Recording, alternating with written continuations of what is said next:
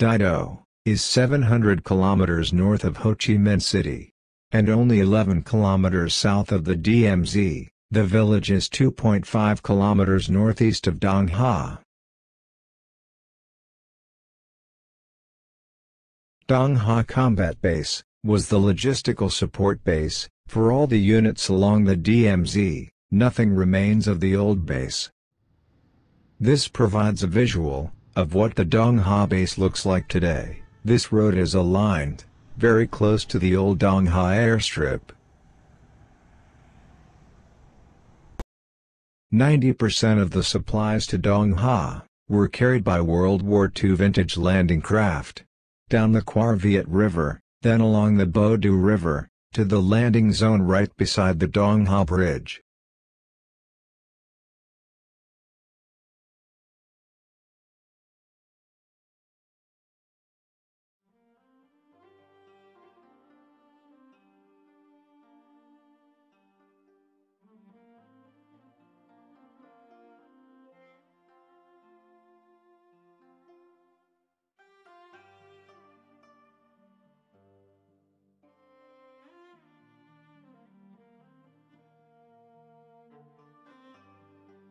This video was taken from the Dong Ha Saigon Motel. This hotel now occupies the location of the old landing docks on the Do River.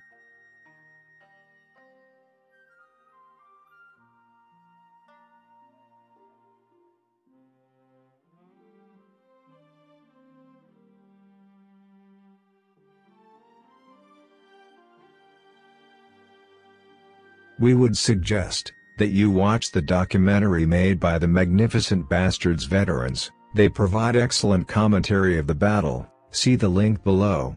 In this video we will be showing what the battlefield looks like today.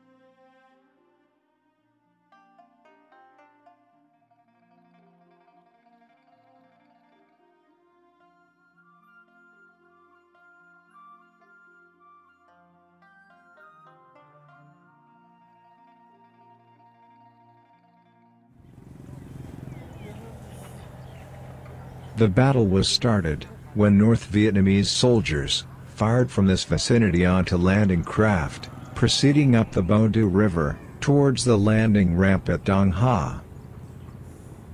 A Soviet-made 57mm recoilless rifle also fired on the LCU from Dong Huan. It was a shot of over 500 meters, but the North Vietnamese hit the vessel several times.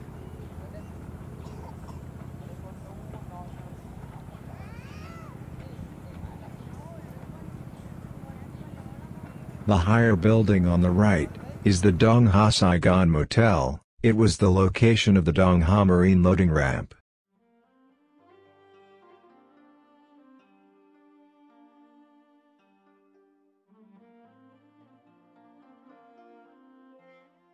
In response to the river attack, Hotel Company BLT-24 crossed the stream here. Then the battle began across these rice paddies to enter Dong Huan.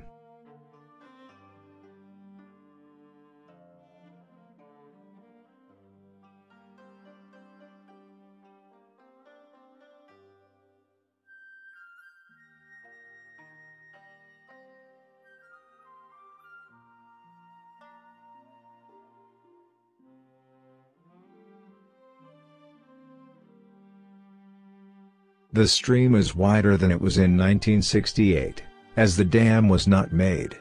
Dong Huan is still surrounded by rice paddies.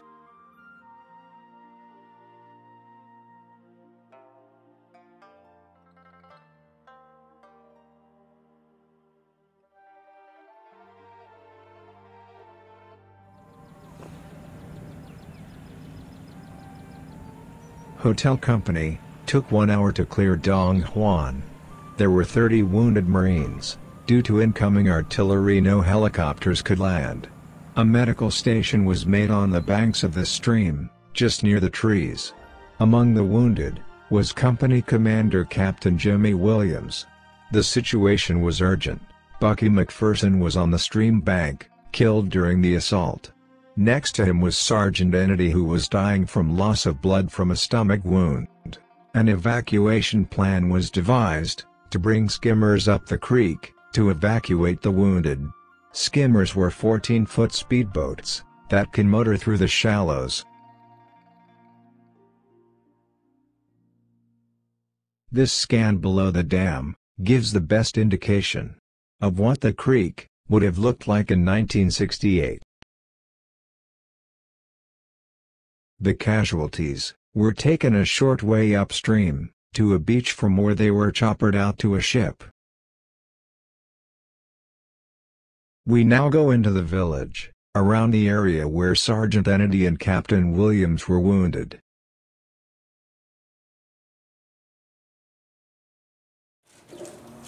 During the attack that afternoon, in 1968, there were many hidden snipers.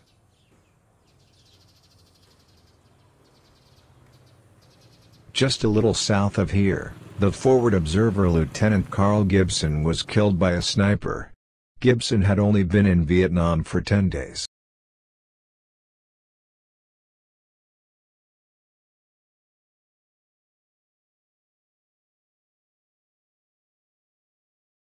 At 4 p.m., Bravo Company 1-3, located on the south bank, crossed the river on Amtracs.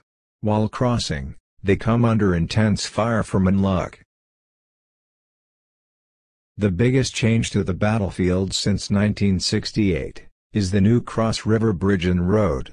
This road will continue to change the use of the old battlefield. Nearer to the river, rice paddies have given way to shrimp farming.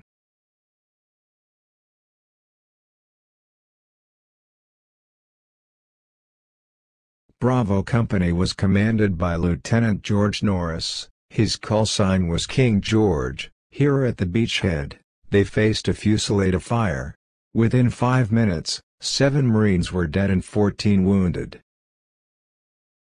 Norris had just jumped down from the Amtrak, and taken a few steps, when he was shot. Second Lieutenant Odell had been killed, along with Sergeant Verheller.